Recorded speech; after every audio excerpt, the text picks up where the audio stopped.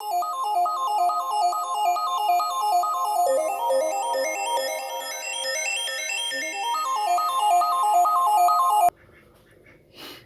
Viewers, কেমন আছেন সবাই? প্রিমিটিভ ফিশিং বা আকিব চ্যানেল আপনাদের সবাইকে স্বাগতম। আমি আছি আপনাদের সাথে। তো আজকে নিয়ে আসলাম রিকোয়েস্টে আরেকটা স্পেশাল ভিডিও। যদিও এটা আমার দেওয়ার কথা, বাট স্টিল আমি দিতে পারি না বেশ কিছু কারণে, কিছু কাজের কারণে আমি দিতে পারিনি এর মধ্যে। যেমন আমাদের 15 তারিখে ইভেন্ট আছে, একটা স্পেশাল ইভেন্ট। দেশ বিদেশে বিভিন্ন যারা মৎস্য শিকারী আছেন, যারা অ্যাঙ্গলার আছেন, তারা আসবেন। তো সেই কারণে কিছু ব্যস্ততা ছিল, প্লাস পুকুরে কিছু কাজ ছিল, আমার মাছ উঠাতে হয়েছে, আরও বেশ কিছু পুকুর সংস্কারের কাজ। এই কারণে আমি আসতে পারিনি, ভিডিও বানাতে পারিনি। আমি প্রমিস করেছিলাম যে নদীর ভিডিওগুলো অনেকগুলো হবে, তার মধ্যে এখনও দুটো ভিডিও বাকি আছে, তার মধ্যে একটা ভিডিও আমি দিচ্ছি। প্লাস অনেকে বলছেন যে কালবাউসের টোপ, শামুকের তেল কাজ করছে না। এখন দেখা যাচ্ছে 10,000 বা 15,000 বা 20,000 লোকের মধ্যে 2জন থেকে 3জনের কালবাউসের প্রবলেম হতেই পারে শামুকের তেল, কারণ আমি আগেই বলেছি মাছ যে সবসময় আপনাকে প্রশ্ন করে খাবে তা কিন্তু না, এটা হতেই পারে। তো আমি অনেক পেয়েছি রিকোয়েস্ট, মাছের কাছ থেকে ছবি পেয়েছি যে দাদা কাজ করছে এবং কাজ করে, বাট সবসময় যে কাজ করবে এমন কোনো কথা নেই।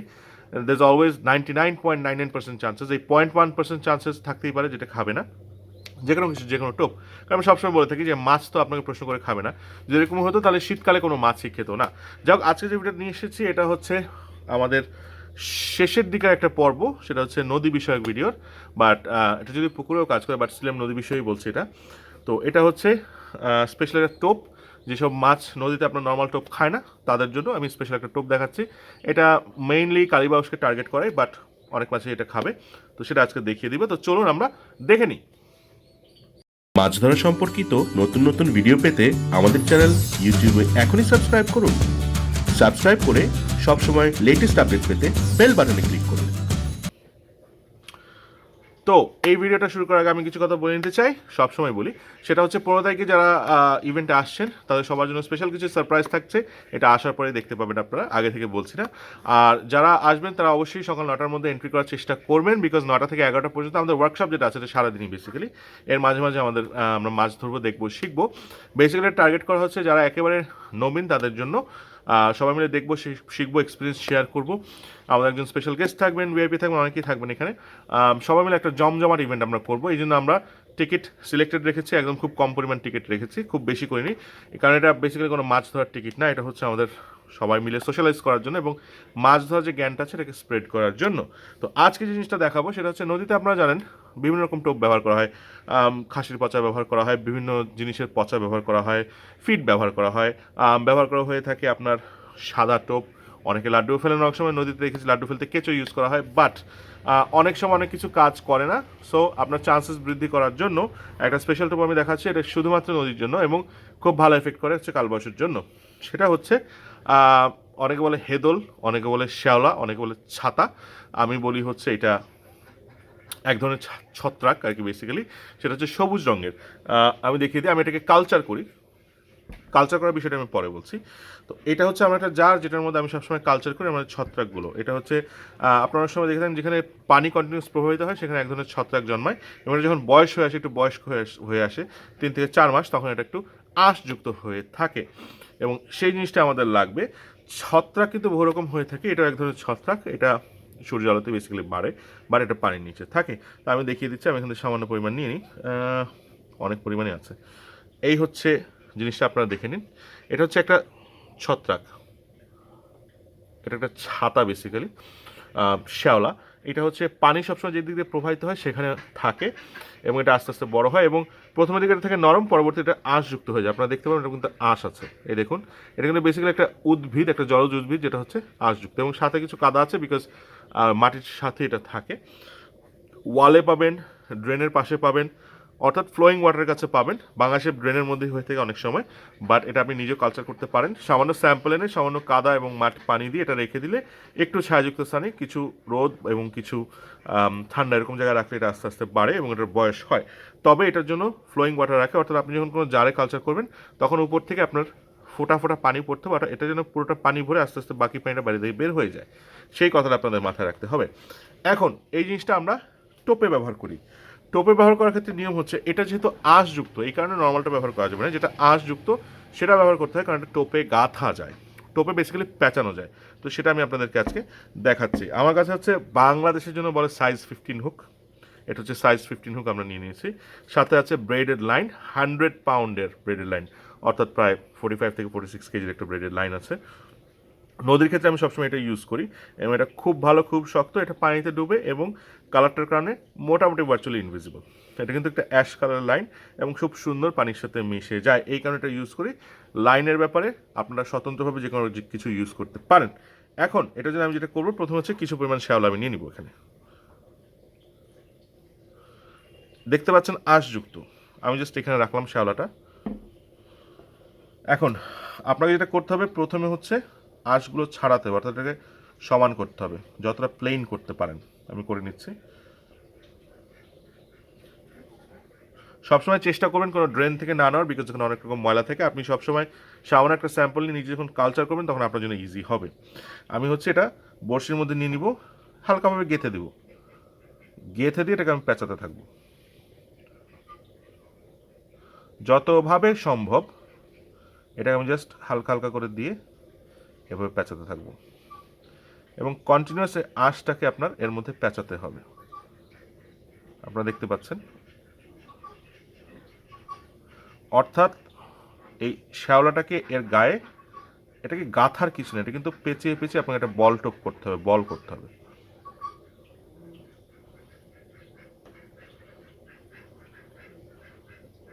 এবং এই শ্যাওলাটা মোটামুটি আপনার গেঁথে গেল। তবে খেয়াল রাখতে হবে এক মাথা দিয়ে বড়শিটা যেন সামান্য বের হয়ে থাকে। এই যে এই মাথাটা আমি টিপটা কিন্তু বের করেছি, এখান থেকে টিপটা দেখা যাচ্ছে, আপনারা দেখতে পাচ্ছেন এখানে টিপটা আছে। তো যাই হোক, এটা এখানে থাকলো, আমি এটাকে সরিয়ে ফেলি, এই অংশটা আমাদের প্রয়োজন নেই, সরিয়ে ফেললাম। এই হচ্ছে আপনার বেসিক্যালি টোপটা। এটা আপনার পানিতে ধুয়ে যাওয়ার কোনো চান্সেস নাই, এটা পানিতে বসে যাওয়ার কোনো চান্সেস নাই, এটা কোনো জায়গায় ধুয়ে এটা নষ্ট হওয়ার কোনো চান্সেস নাই, মাছ যে এটাকে ছিঁড়ে ফেলে কোনো কিছু করবে সেই চান্সেস নাই। এটা কিন্তু আপনি দেখতে পাচ্ছেন একদম শক্ত আঁশযুক্ত, যেহেতু আমি জাস্ট মারি এভাবে,